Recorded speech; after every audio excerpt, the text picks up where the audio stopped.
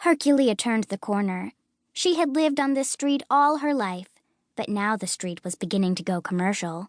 People were opening businesses in their homes. Herculeah's mother had been the first, with her private investigator business. The small, tasteful sign had gone up one night. Mim R. Jones, private investigator. Within a week, another sign sprang up down the block.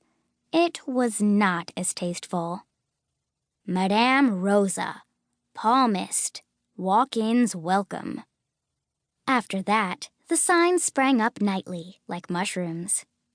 Bernie Holden, accounting. Bessie Youngstern, alterations. Cherry's cakes. One-day dentures. Divorces, $35. Herculeah liked it. She felt it gave the street a prosperous look that other residential streets didn't have. Now she walked quickly until she came to the steps of her house.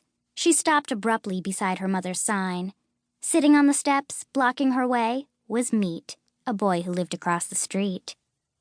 As soon as Meat saw Herculeah, he put out his arms and took hold of the metal banisters. "Don't go inside," he said.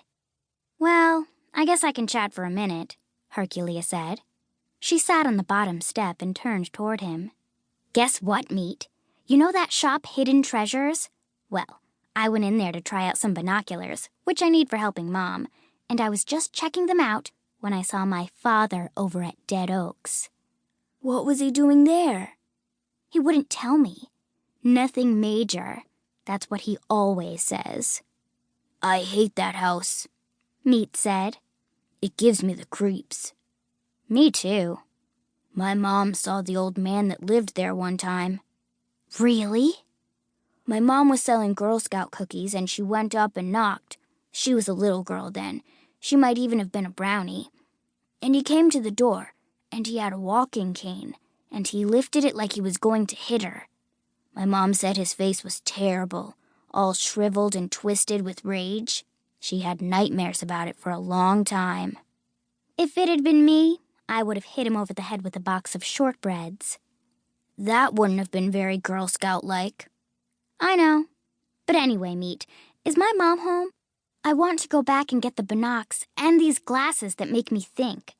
I might also take another look at Dead Oaks." Herculeah got to her feet.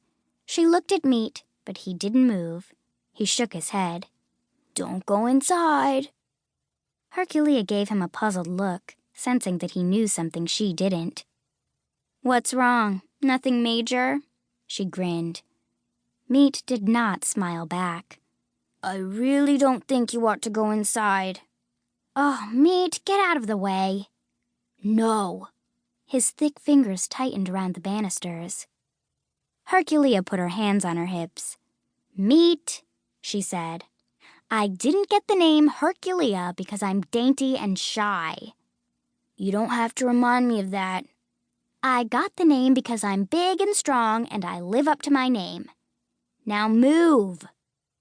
Herculeah had trained as a gymnast before she became too tall for the sport, and she still had agility, strength, and timing. She could have swung out over the railing and landed behind Meat and gone into the house, but something kept her from doing that. "What's up?" she asked. "There's a very suspicious-looking man in your house." "Oh, is that all? There are always suspicious-looking people in my house. My mom's a private investigator." "This one is different." "How?" "I can't explain it." "Then get out of my way." "This man is different," Meat said, choosing his words carefully. "Because the minute I saw him, I got a really bad feeling. He was like something that just crawled out from under a rock. I saw him coming down the street and I thought, where would a creep like that be going? Then he got to your house and he stopped." Meat stopped too and squinted up at her. For a moment, Herculeah was startled by the look of real concern in Meat's eyes. "Go on," she said. "Well, the man stopped, and then he looked up and down the street before he went up your steps, as if he didn't want to be seen."